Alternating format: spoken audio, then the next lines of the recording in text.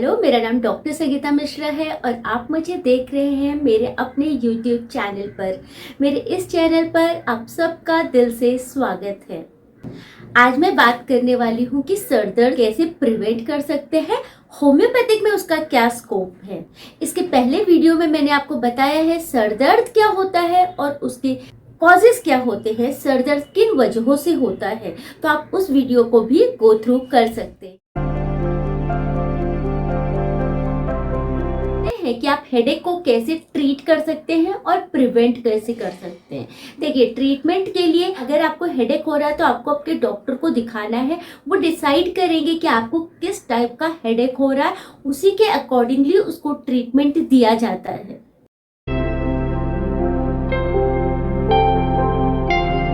Prevent कैसे कर सकते हैं? देखिए, ज्यादातर लोगों को जो हेडेक होता है वो प्राइमरी हेडेक होता है। और प्राइमरी हेडेक जैसे मैंने आपको बताया कि ये किसी बीमारी से रिलेटेड नहीं होता, बट आपकी डे टू डे लाइफस्टाइल जो है और ये आपकी बॉडी की सेंसिटिविटी कैसी है, आप किसी चीज को कितना टॉलरेट कर पा रहे हैं, नहीं कर पा रहे हैं, उसके वजह से आपको हेडेक होने लगता है। तो मुझे लगता है कि प्राइमरी हेडेक को हम बहुत ज़्यादा कंट्रोल कर सकते हैं। पहला, आपकी लाइफस्टाइल को मॉडिफाई करने के लिए आपको चेक करना पड़ेगा कि आपकी नींद कितनी हो रही है। अगर आपकी नींद पूरी नहीं हो रही है तो आप मेक श्योर कि आपको 7 से 8 घंटे की अच्छी डीप स्लीप मिले।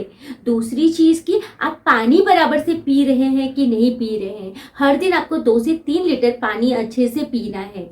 तीसरी चीज़ कि आपका जो स्ट्रेस लेने की एबिलिटी है वो कितनी है। कोई कोई लोगों की हैबिट होती है वो बात बात पर उनको स्ट्रेस हो जाता है। तो ये सारी चीज़ें क्या करते हैं, आपकी बॉडी के अंदर केमिकल चेंजेस प्रोड्यूस करते हैं और जिसकी वजह से आपको स्ट्रेस होने लगता है। इसलिए अनवांटेड स्ट्रेस को आपको दूर रखना है या उसको कैसे मैनेज करना है उसके बारे में आपको सोचना पड़ेगा। फिर आता है आपका खाने पीने का। बहुत सारे लोगों को खाली पेट रहने की वजह से सर दर्द होता है, तो आप टाइम टू टाइम खाना खाइए। ज़्यादा गैप मत रखिए, हर 2 से 3 घंटे में कुछ स्मॉल मील लेने की हैबिट डालिए। स्मॉल मील से मेरा बिल्कुल मतलब नहीं है कि आप एक साथ में भर भर कर खाना खाइए, पर मैं चाहती हूँ कि आप एक फ्रूट को काट लिया, 2-3 घंटे में आपने एक स्मॉल मील ले लिया। उससे क्या होता है, जो आपकी बॉडी में गैसेस बनती है, जो एसिड बनते हैं, उसको आपने कहीं ना कहीं रिस्ट्रिक्ट कर दिया और आपको उसकी वजह से जो प्रॉब्लम होती है, गैस्ट्रिक प्रॉब्लम या हेडेक का होता है, वो आप प्रिवेंट कर सकते हो। फिर होता है कि आपका जो टाइम टेबल है उसको रेगुलेट करना है। आप सो रहे हैं, कभी रात में सो रहे हैं, कभी आप पूरी पूरी रात जग रहे हैं, आप लैपटॉप, पीसी, कंप्यूटर का जो ओवर यूज़ कर रहे हैं, ये सारी जो रेज आती है इससे भी आपको हेडेक होने लगता है। तो आप एक टाइम डिसाइड करिए कि इतने टाइम तक आपका इनका यूज़ करना है। रात को सोने के पहले इन सब चीज़ों को अपने से थोड़ा दूर रखना है, ताकि जो उसके नेगेटिव रेज आपके ऊपर आते हैं वो आप उसको मिनिमाइज कर सकें। अपने खाने में बहुत सारी सब्जियां यूज़ कीजिए, आप बहुत सारे फ्रूट्स का यूज़ कीजिए ताकि आपको बहुत सारा नरिशमेंट मिल सके, विटामिन मिल सके। ड्राई फ्रूट्स का यूज़ कीजिए। खुश रहने की कला सीखिए।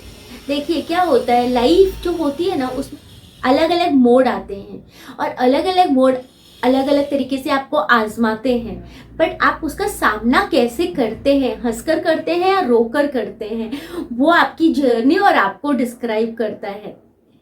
जितना हो सके अपने आप को स्ट्रॉन्ग बनाइए और सिचुएशन को पॉजिटिव वे में लेने की कोशिश कीजिए। कोई भी सिचुएशन परमानेंट नहीं होती, चाहे वो अच्छी हो चाहे वो बुरी हो।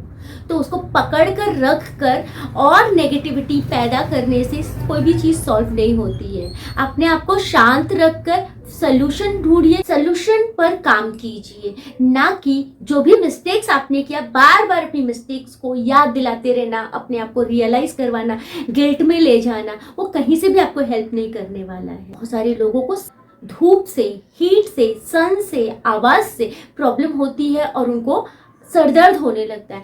आप पानी बहुत ज़्यादा पीते रहिए। वहाँ पर आप जब धूप में जाते हैं तो सन ग्लासेस का यूज़ कीजिए, कैप वगैरह लगाइए, तो इस तरह से आप उसको प्रिवेंट कर सकते हैं। आवाज़ से अगर आपको प्रॉब्लम होती है तो आप ट्राई कीजिए कि उस जगह से थोड़ा सा डिस्टेंस बना कर रखें, दूर रहिए, या फिर अपने कान में कॉटन वगैरह डाल कर रखिए ताकि जो आवाज़ आ रही है वो आपको ज़्यादा परेशान नहीं करे, आपको डिस्टर्ब नहीं करे।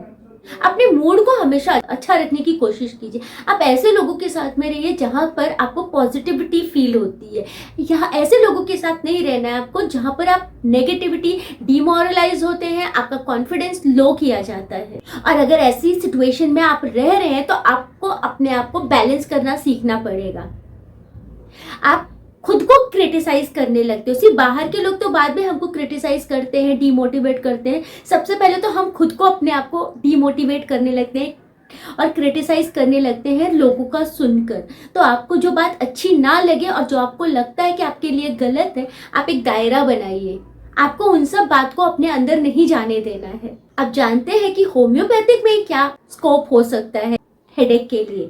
देखिए, होम्योपैथिक आपको बहुत तरीके से हेल्प कर सकता है। मैं लगभग 15 साल से होम्योपैथिक प्रैक्टिस कर रही हूँ और अलग अलग टाइप के मैंने पेशेंट्स को देखा है।